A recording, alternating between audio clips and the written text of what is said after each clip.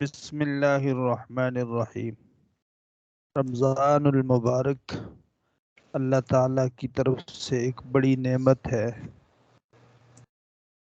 اور اس امت کے لیے، مسلمانوں کے لیے نجات کا ایک بہت بڑا ذریعہ ہے۔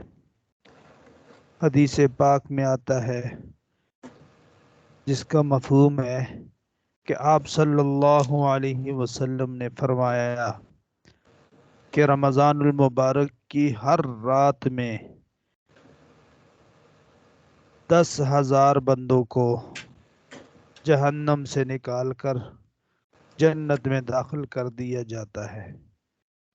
یعنی اگر 30 راتیں ہیں تو 30 راتوں میں 10,000 ڈیلی کے حساب سے وہ لوگ جو جہنم میں جا چکے ہیں ان کو نکال کر جنت میں داخل کر دیا جاتا ہے۔ 10 لاکھ بندوں کو نکال کر جنت میں داخل کر دیا جاتا ہے۔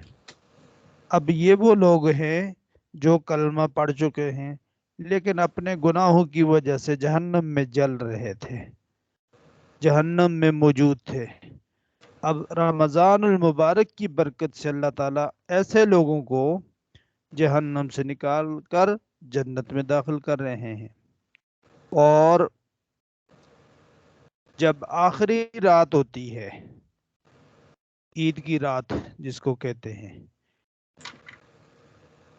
جتنے لوگ 29 ڈیز میں جنت میں جا چکے ہیں، جہنم سے نکل کر جنت میں جا چکے ہیں، اتنے جمع کر کے اتنی جتنی اس کی کاؤنٹنگ ہوتی ہے سب کی، ایک ہی دن میں اللہ تعالیٰ سب کو پھر